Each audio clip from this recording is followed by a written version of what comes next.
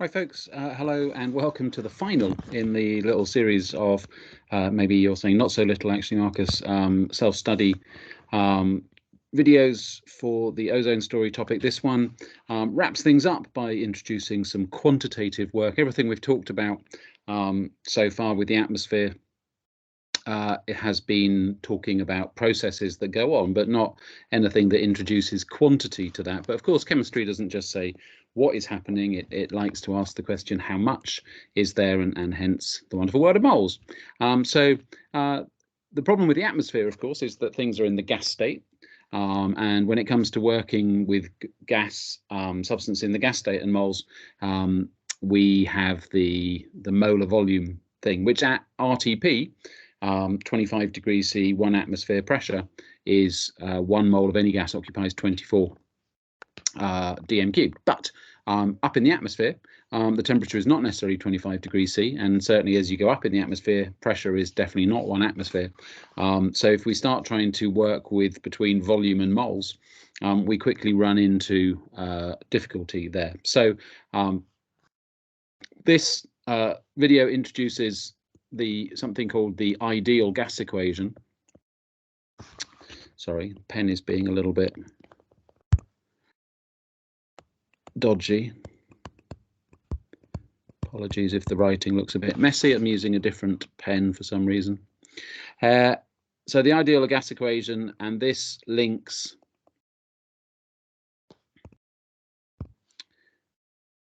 moles, that's better, with pressure, volume, and temperature.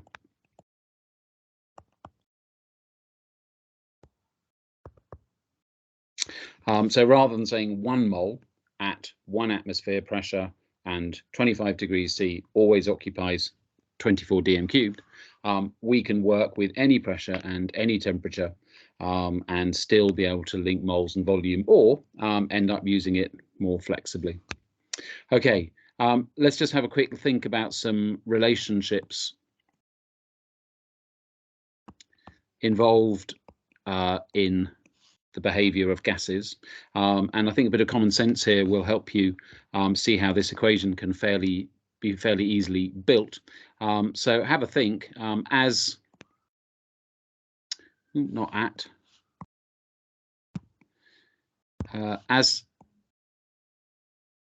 pressure increases,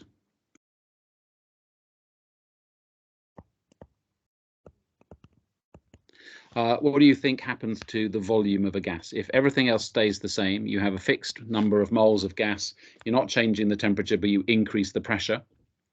What do you think would happen to the volume? And hopefully it's pretty common sense.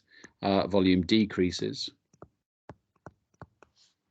What about temperature? As temperature increases, so if you have a body of gas in a flexible container, I suppose, something that can change its volume, and you increase the temperature, what do you think will happen to the volume of the gas? And hopefully it's common sense that the volume increases. If you heat a gas, it expands. And what about moles? As the number of moles increases, so if you add more moles of gas, what do you think would happen to the volume? And again, hopefully, it makes sense that volume increases. The more gas, the bigger the volume. So if you think about those things, depending, some of you will find this easier if you sort of if you do maths or physics and things that help you, that sort of often have you kind of creating equations from relationships like this. But see if this makes sense to you. What this tells us is that volume is proportional to, well, we've said that temperature would increase the volume, so it's proportional to the temperature. We said the number of moles increases the volume, so it's proportional to the number of moles as well, which gets written as N for the number of moles, but it's inversely proportional to the pressure. If we put the pressure up, the volume will go down. So that would be on the bottom like that. So this, although this equation might end up looking quite sciencey, it really just is a way of writing these relationships into a little mathematical expression. We're not going to end up with a proportional sign there, so we will put in a constant of proportionality and end up with the fact that V equals R times T times N over P, where R is the gas constant.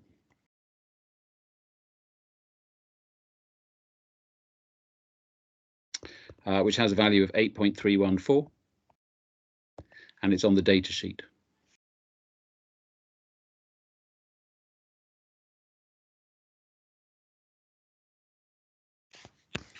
You might have come across it elsewhere already. So T is the temperature, N is the number of moles, P is the pressure, and V is the volume. Okay, so this is my intention here is just for you to see that this isn't some weird bit of meaningless squiggling when we talk about the ideal gas equation. It just expresses what is actually fairly common sense about what it is that affects the volume of a gas, and writes that out in equation form. So the ideal gas equation itself is generally written in a different form.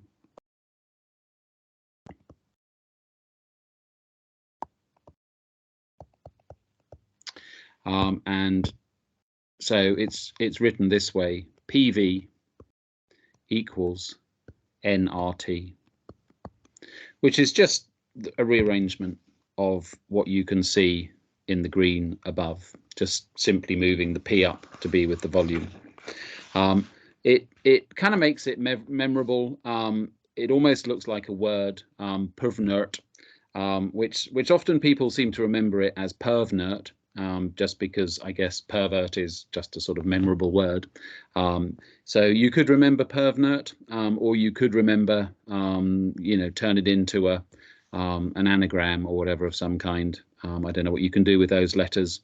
Pink Volkswagens never really triumph. I don't know.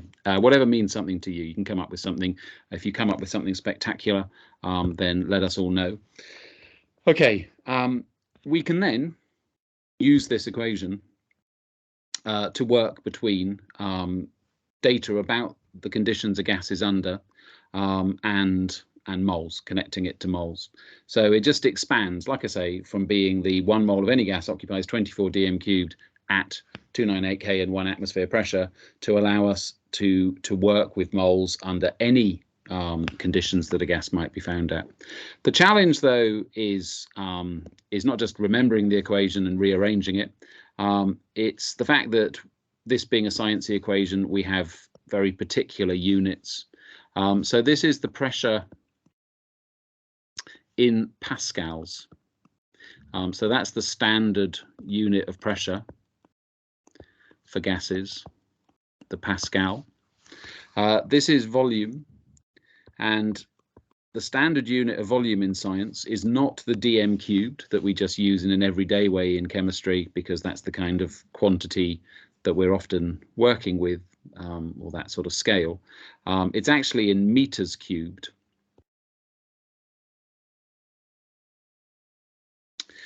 This is the number of moles, which is just the number of moles. Nothing fancy there. In a way, that's the wrong thing to say. We should say it's the amount of substance in moles. Moles is actually a unit, not a quantity. It's the unit of amount of substance in chemistry, but people tend to say it's the number of moles. This, as we've said, so the full name of this is the universal gas constant.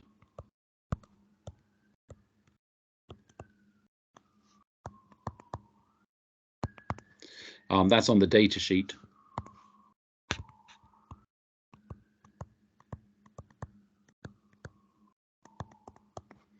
And it's 8.314.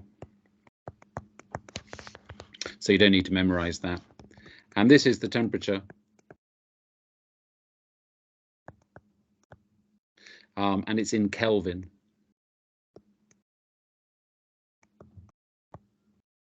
Which has the symbol K.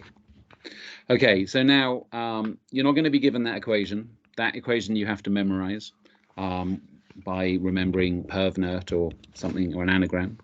And you're also not going to be told what units are needed for it. You're going to have to remember that.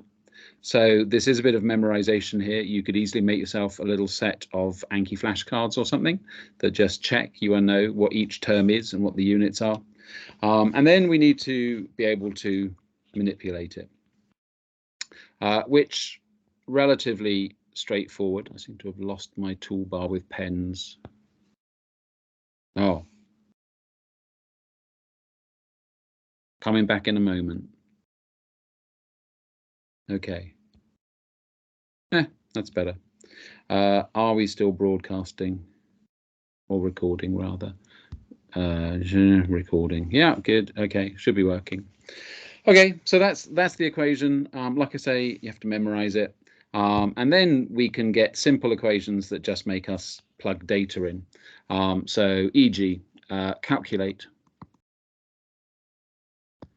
the volume occupied, or the volume in dm cubed, occupied by 2.11 moles of H2 at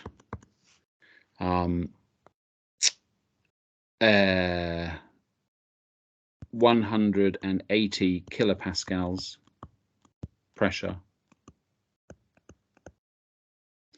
and 2 degrees C. Okay, so any time in chemistry where you get a question and you realize what we're talking about is something to do with moles and a gas, and it's not at 25 degrees C and 1 atmosphere pressure, you're going to have to get into the habit of just your brain instantly going to the PV equals nRT and just write it down. So before you do anything else in the question, just write that down and then just try and tag what you've got and what you're being asked. So the thing you're being asked here is the volume. So this is what you're after. What are you being told? Well, you're being told the pressure is 180 kilopascals. You're being told that the moles is 2.11. The temperature is 2 degrees C. We know that R is 8.314. But does that mean that we can just rearrange V equals and plug those numbers in? No, you've got to pause and go, which ones of these are in an acceptable state and which ones aren't. So 180 kilopascals, wrong units. Like all kilo things, that just means 1,000 of something. Like a kilogram is 1,000 grams and a kilometer is 1,000 meters. So we need to convert this to pascals, and so that's multiplying by 1,000. So just like if it was 180 kilograms, it would be 180,000 grams. 180 kilopascals is 180,000 pascals. The 2.11 moles is just 2.11 moles. That's fine. The 8.314 is never going to change. That's the universal gas constant. The fact that we're talking about hydrogen here is completely irrelevant, right? So we still keep the idea that all gases behave in the same way. In reality, they don't quite. That's why it's called the ideal gas equation. Real gases have a small error from this, but it's good enough that it solves most problems to an acceptable degree of accuracy. The The temperature, though, is also in the wrong units. And we have to remember that we have to add 273. So 2 plus 273 is 275 Kelvin. I wrote that in the wrong color. That's unsatisfying.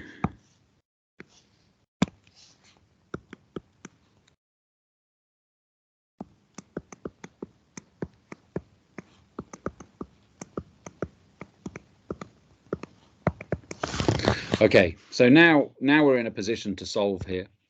And so we can say that V equals nRT over P. So in this case, that's going to be our 2.11 times our 8.314 times our 275, and then divided by 180,000. And so if I plug that into a calculator,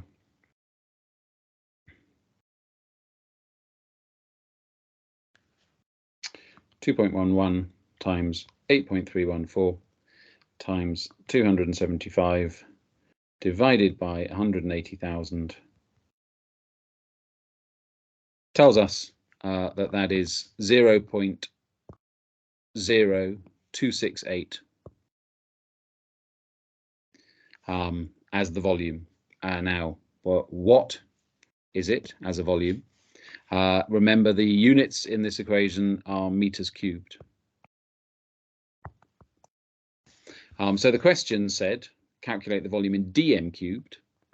So you do also have to know the relationship here. And so 1 meter cubed is 1,000 dm cubed. 1 meter cubed is 1,000,000 centimeters cubed. So in order to turn our meters cubed into dm cubed, if you look at the relationship, we go from 1 to 1,000. So we're going to multiply by 1,000. And therefore that is 26.8 dm cubed. Okay, so now in some ways at that point, you know all you need to know about the ideal gas equation. Everything else is just the fact that it can be applied to 1,000,000 different contexts in 1,000,000 different questions, starting in 1,000,000 different places, heading in 1,000,000 different places, and you just have to logic it. There is no set, special knowledge you need to know here. It's just moles work, working flexibly with quantities, etc. Rather than putting lots and lots of practice questions into this video, what I'm going to do is just post a little pack of PV equals nRT practice questions as a sort of task alongside this one. But I'll just show you that it can get kind of more sophisticated than this. So you can be asked questions saying things like calculate the volume of gas. No, sorry, just realized that's volume again. Calculate the moles of magnesium carbonate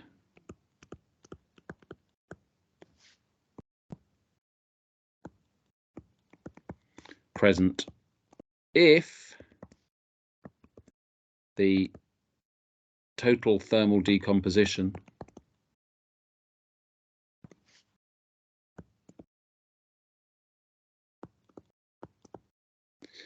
creates a pressure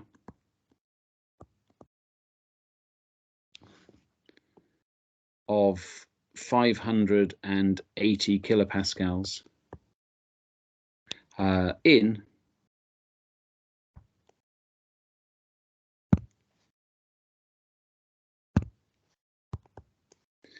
a 500 cm cubed flask or container at, what have we heated this up to? 750 degrees C. Very hot to get it to decompose. Okay, so now your strategy here is you look at this question and you go, okay, magnesium carbonate undergoing thermal decomposition, making pressure. Pressure's due to gas. What gas is there? The thermal decomposition of magnesium carbonate. Oh, you go, hang on. I remember that. That is Elements of Life talking about group 2 carbonates thermally decomposing. They produce carbon dioxide, right? MgCO3. If you heat it, we'll go to MgO plus CO2 gas. Right, okay, so this is about gas being made, and it's about pressures and temperatures. So you go to yourself, right, this is PV equals nRT. So I'll put that down. And then you say, so what have I got here? Always, rather than trying to solve the question, just have a look around, see the lie of the land. So you spotted this is about the thermal decomposition of magnesium carbonate to make carbon dioxide. You've recognized that PV equals nRT is involved, and you go, okay, I've got a pressure, let's put it in the right units, 580,000 pascals. I've got a volume, it's 500 cm cubed. 500 cm cubed, we need that in meters cubed, and there's 1,000,000 cm cubed in a meter cubed. So I've got to divide my cm cubed by the million to get down to the meter cubed. So that's 0.0005 meters cubed. This is the moles, which is our question mark here. Well, at least we want moles of magnesium carbonate. This is going to be the moles of CO2. And then we've got our 8.314 and our temperature. Well, it says 750 degrees C. We've got to add 273. So that's going to come to 1023 Kelvin if we add 273 onto that. So this is the strategy I'd suggest. Rather than literally trying to sort of go straight into some smooth solution, just capture what you've got. Recognize that it involves PV equals nRT. Write down the relevant data, and then sort of tag it on, and then you can look and kind of think, oh, okay, I've got, I can see there's a bit of a journey working out here. So we can rearrange it. N equals, obviously, if your rearranging of equations is something that trips you up, then you put that down on your list of things to get some help with, and think, where can I get help from? Obviously, I'm happy to help, but you might be able to get help elsewhere as well, more conveniently. So we're going to divide both sides by RT to make that disappear from the mole side. So it's going to be under the PV like that. So the number of moles of CO2 is going to be the 580,000 times the 0.0005 divided by 8.314 times the 1023. So if I plug that into the calculator, so 0.0005 times 580,000 is that divided by 8.314 times 1023. And so that comes out as 0.0341 moles. Now that's moles of CO2, because what we're calculating here is the gas responsible for this pressure at that temperature. So how does that relate to the MgCO3? Well, it's just the same. If you look at the equation for the thermal decomposition, each 1 mole of CO2 comes from 1 mole of magnesium carbonate. So this is a 1-to-1 relationship, and so that is also 0.0341 moles. Okay, so all I'm trying to show you here is that the PV equals nRT, sometimes you just get asked a totally direct question to simply plug numbers in, often involving unit change. But what's more common is that it plays a part in solving a bigger problem, and you sort of have to hang the whole process around it, but there's a journey either side of the use of the PV equals nRT quite often. Okay, one other thing I'll show you, which is that sometimes you use PV equals nRT without actually knowing all the information. So you get a question like this: calculate the final volume if a can containing gas, a can of no, sorry, just ignore me, my brain is petering out here.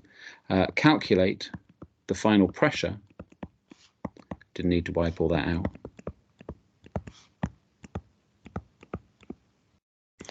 in kilopascals if a sample of what should we have, CO2 at 100 kilopascals is heated from an initial temperature of 20 degrees C up to a temperature of 80 degrees C. Okay, so you look at this, your strategy should be this: you look at this question and you go, okay, pressure, CO2, that's a gas, temperature, oh, right, okay, I'm working with PV equals nRT. And so you go, what am I calculating here? I've got to calculate the pressure. So P equals nRT over V. Right, so then I need the number of moles, and oh, it doesn't tell me the number of moles, just says a sample of CO2.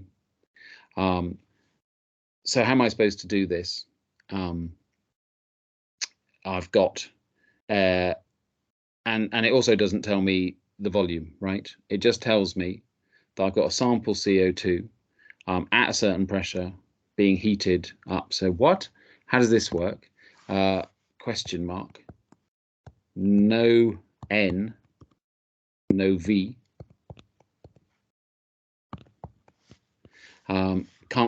Looks like we can't solve it. We can't even first of all solve with the initial data to get the unknowns and then plug those in. So how do we do this? And we just use a little trick here, that we go that the number of moles stays constant, right? Look at the question. It just says the sample is heated from this temperature to that temperature. It's just CO2 being heated. So you're not adding CO2 or taking away CO2, so the moles must stay constant. What else stays constant? It just says the sample is heated. Now you've got to assume that it's in a container, that its volume can't change. So I guess to be fair in an exam, the question will probably say in a rigid container or something. So the volume stays constant.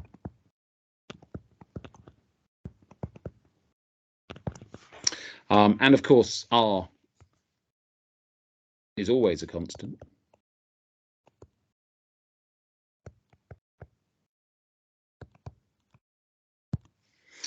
So this is the N, this is the V bit, and this is the R bit. So if you take PV equals nRT and put all of those things, the N, the V, and the R, on the same side, we will get that P over T. So I'm taking the temperature away from the N and the R by dividing both sides by T. So it disappears on the right and appears under a fraction on the left. Equals, and then the N and the R that's left on the right divided by the volume. So I'm dividing the left by V to cancel the volume there, and then it appears on the bottom on the right. Or just in case you're thinking, what on earth has he done here? I've spotted the things that aren't changing in this question. The only thing that's changing is we're heating it up, and the pressure is going to be changing. So the pressure and the temperature are changing. The other things, no CO2 being added or removed. It's staying in the same container, and R is always a constant. So I've just moved the things that are staying constant over on one side.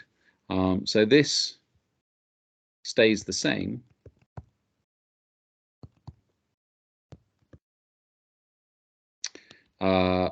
During the process.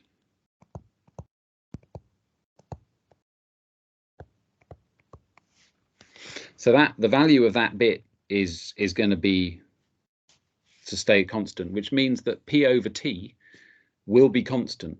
Whatever we're doing to the pressure and the temperature, that fraction P over T has to still equal NR over V, because those numbers are not changing, the N, the R, and the V. So we can go from that, and some of you will see this as a completely obvious thing if you do subjects like maths and physics. Others of you, this might be a new thing. So we can say, P initial over T initial, since that is equal to NR over V and that's staying constant, must be equal to P final over T final, because we're saying that both of those are equal to N equals, well, PV equals nRT tells us that both of those are equivalent to NR over V, and that's staying the same. So they must be equal to each other. Now we're after, here it says calculate the final pressure. So this P final is our question mark. And then we're told that the pressure at the start was 100 kilopascals. So we know this is 100 kilopascals, which of course is 100,000 pascals. Too many zeros, 100,000 pascals. That's a bit messy.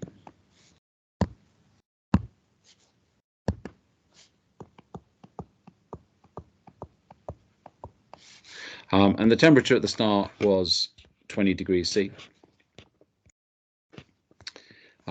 So 20 degrees C, which is, of course, you've got to add 273, so that's 293 Kelvin. And then it tells us that it's heated up to 80 degrees C. And so add 273 to that, we get 353.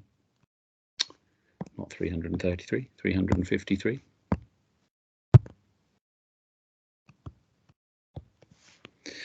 So if we rearrange this then, well, let's just write it out. So we know that 100,000 over 293 is equal to the pressure after heating over 353. And so we can rearrange that, multiply both sides by 353, so it cancels on the right and then appears top left. So 353 over times 100,000 over 293 equals P final. And so therefore P final, plug that into a calculator, 353 times 100,000 equals that, divided by 293 is 1, 2, 0, 4, 7, 7. Can't write. Definitely time to be having a summer holiday soon. So what's that going to be? And that's pascals, of course. And so if the question said to write it in kilopascals, so divide by 1,000, so 120.5 kilopascals. Okay, so that, like I say, that might be a new way of thinking to you, but just see if you can see the logic. So we're spotting what's staying constant. We're rearranging, so all the things that stay constant are on one side and the things that we're playing with are on the other side. And then we're saying that since that staying constant bit is the same before and after, we can equate both things to that, and hence they're equal to each other. I'm kind of missing a step here, I guess. The point here is, where does this come from? It comes from the fact that we can write that P initial over T initial equals NR over V, and P final over T final equals NR over V, because the N, the R, and the V are staying constant. So it's not that there's an initial N and a final N, or an initial V and a final V. That's just the same number. We don't know what it is, but we know it stays the same. So since we can write that those two things are both equal, the P initial over T initial and the P final over T final are both equal to NR over V, then they must be equal to each other. Because if they're both equal to the same thing, let's say they were both equal to 3, then they equal each other. They both equal 3. So that's where that bit of logic there comes from. Okay, so like I say, rather than just endlessly drifting through all kinds of examples of that, I'm going to stop here and post a bunch of practice questions for you to play with. It is something where you just need to get familiar. You need lots of practice, and it will come up in the exams, actually probably in quite a few questions, just as part of the question that you have to include PV equals nRT in your calculating, because it's about a gas that isn't at 1 atmosphere and 25 degrees C. So I'll post that. So that's everything from the ozone story topic, apart from there's a little chunk, if you're looking in the knowledge pack, of introducing stuff to do with rates of reaction at A level. However, the second year will have a whole big chunk on rates of reaction and cover everything and far more that's just introduced briefly in this topic. So I'm not going to do that. We'll just leave that and pick it up fresh at the beginning of the second year. So well done if you've got here. Do have a go at the practice questions, and do, of course, make good use of your summer with the summer practice work that we're setting you as well. But have lots of fun as well. Take some happy weeks to think nothing at all about studying, and have fun. See you in the autumn.